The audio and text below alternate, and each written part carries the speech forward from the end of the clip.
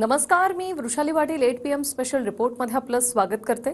सुरुवातीची बातमी, भगवान श्रीरामांबद्दल केलेल्या वक्तव्यावरून जितेंद्र आव्हाडांविरोधात रोष निर्माण झाला।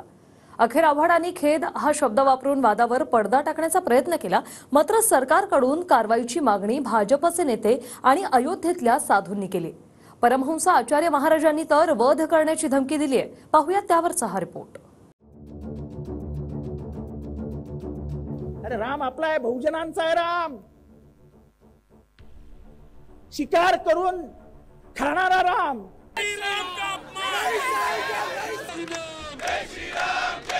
राम हा शाकाहारी नव्हता, तो मांसाहारी होता। 14 वर्ष जंगलात राहणारा माणूस कुठे जाणार आहे ते शाकाहारी शोधायला?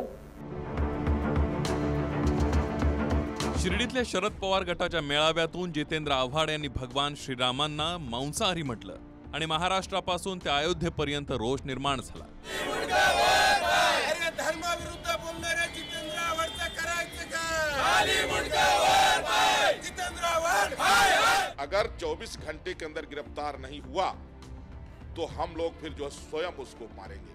और ये चैलेंज भी है, कोई भी दुनिया के कोने में अगर राम का अपमान करेगा तो उसको जिंदा नहीं छोड़ेंगे। तो मैं वध करूंगा, मैं बता रहा हूं। राम का कहते जब तक कि राम का निंदा क्रोध बनता दिखाएगा कमिंदा, राम का अपमान नहीं सह सकता है हिंदुस्तान। देश में 100 करोड़ से ज्यादा लोग राम को प्राण मानने वाले लोग हैं, जान दे देंगे, लेकिन राम के ऊपर अगर कोई इस तरह की बात करेगा उसको बर्दाश्त नहीं करेंगे। बिल्कुल माहौल खराब हो जाएगा, हम लोग बर्दाश्त नहीं करेंगे। इसके लिए चाहे फांसी पर चढ़ जाए।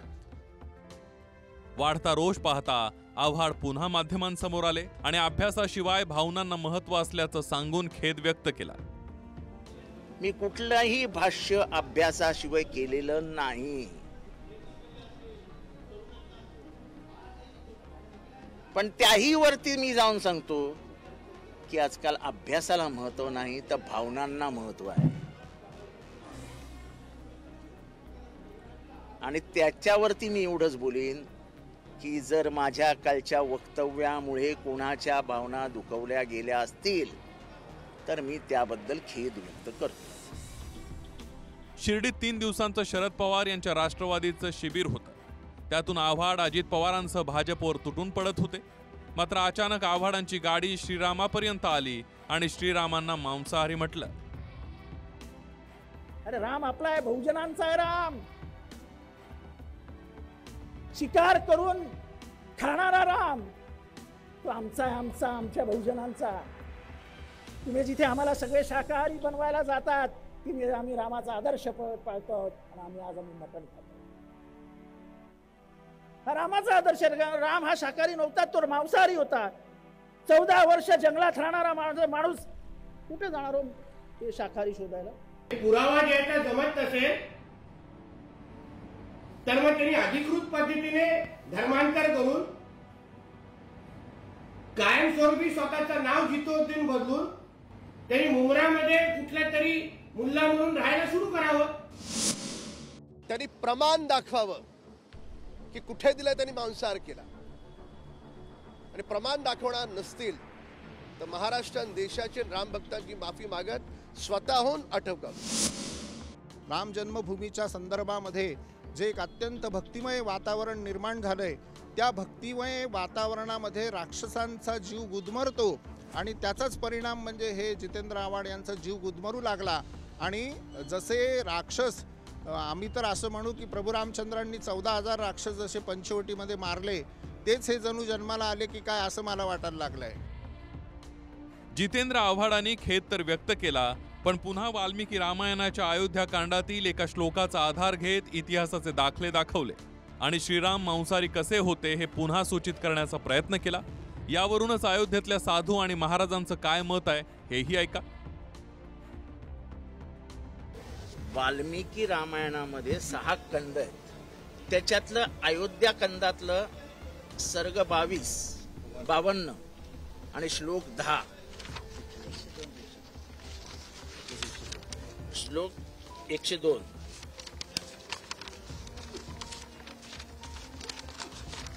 हा आहे। आता मी हा वाचून दाखवत नाही, कारण का मला वाद अजून वाढवायचा नाही। मी कुठलंही भाष्य अभ्यासाशिवाय केलेलं नाही. वाल्मीकि में ऐसा उल्लेख नहीं है कि भगवान उनको मार करके तके मांस पाते थे, ऐसा उल्लेख नहीं है. उल्लेख केवल यह है कि भगवान श्री राम राक्षसों का वध और उनको मारते थे, चाहे वह स्वर के रूप में हो चाहे वह हिरण के रूप में हो. उन मृगों को मारा जो राक्षस थे, मृग नहीं थे. राक्षस जैसे मारीच मृग का रूप बनाया था. मृग था नहीं, वो मृग का रूप बनाया था छिपने के लिए. तो जो राक्षस थे, जो आतताई आतंकवादी थे, जो मानवता के विरोधी थे, जो निर्दोषों को सताने वाले राक्षस थे, वह वन्य जीवों में अपना रूप छिपा लेते थे. ऐसे लोगों को खोज खोज करके प्रभु श्री राम ने मारा था. बाकी किसी भी जीव को भगवान ने मारा. अयोध्येत भगवान श्रीरामाचं भव्य राम मंदिर उभं राहत आहे. 22 जानेवारीला मूर्तीची प्राणप्रतिष्ठापना होणार आहे. देशाचं वातावरण राममय झालंय. त्यात आव्हाड आणि श्रीरामांना मांसाहारी म्हणून स्वतःच्याच पक्षातल्या नेत्यांना हे अडचणीत आणलंय. त्यामुळे सुप्रिया सुळेंपासून अनिल देशमुखांनी प्रतिक्रिया न देणंच पसंत केलं. ठाकरे गट आणि काँग्रेसचे नेते न बोलताच निघून गेले.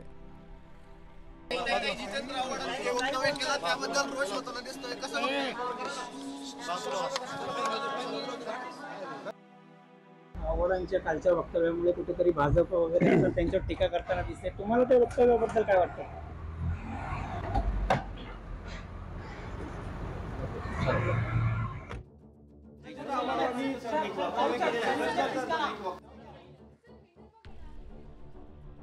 ठीक आहे, आता माझा इतिहासाचा अभ्यास एवढा जास्त नाही, त्यामुळे मी काही बोलू इच्छित नाही तेव्हा. भाजपच्या राम कदमांनी घाटकोपरमध्ये पोलिसात तक्रार दिली आहे. वाशिममध्ये भाजपच्या कार्यकर्त्यांनी ही तक्रार दिली आहे. तसंच नाशिकच्या पंचवटी पोलिसांमध्ये साधू महंतांनी आव्हाडांच्या विरोधात तक्रार देत अटकेची मागणी केली आहे. तर भाजपनं राजकारणासाठी श्रीरामांना बाजारात आणल्याची टीका जितेंद्र आव्हाड यांनी केली आहे. अरे तो आमचा राम आहे, आम्हा बहुजनांचा राम आहे, क्षत्रिय आहे तो. तुम्ही अपहरण करता आमच्या रामाचं. तो आमचा मर्यादा पुरुषोत्तम राम आहे, शबरीचं बोरं खाणारा राम आहे, जातीपाती न म्हणणारा राम आहे. रामराज्य त्याचं कसं असावं तर सगळं जनता सुखी असावी असा राम आहे. आणि तो राम आमच्या हृदयात आहे, आमच्या फक्त तोंडात नाही आहे. आणि राम राम राम जे करतायत त्यांना मला एक सांगावं असं वाटतं की तुमचा राम तुम्हाला बाजारात निवडणुकींसाठी आणायचा आहे. आमचा राम जन्मापासून आमच्या हृदयात आहे आणि तो हृदयातच राहील. सध्या आव्हाडांनी श्रीरामाबद्दल वादग्रस्त वक्तव्य केलं असं नाही.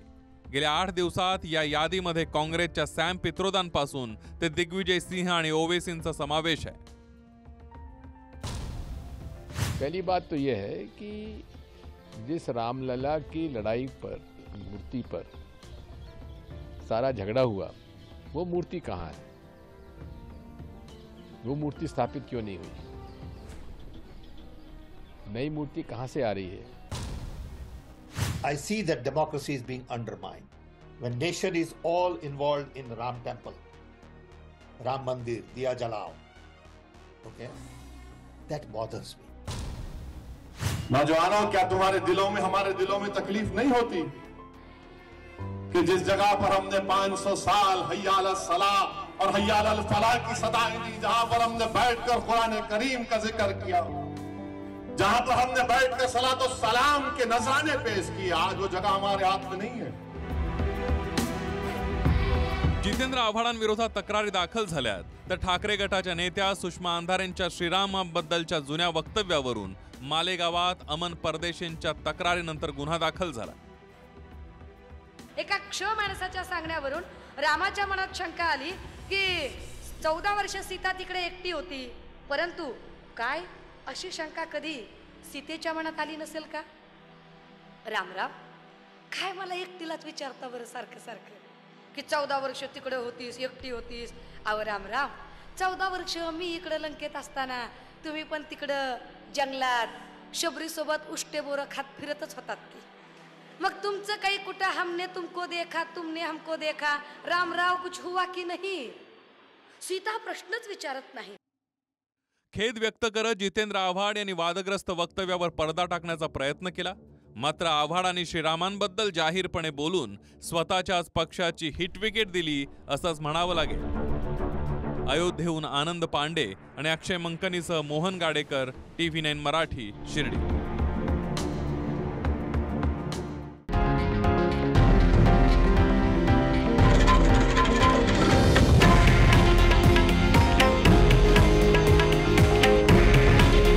हे आहे देशातील नंबर 1 न्यूज नेटवर्क आणि आपण पाहत आहात TV9 मराठी. काळजी तुमची, हित महाराष्ट्राचं.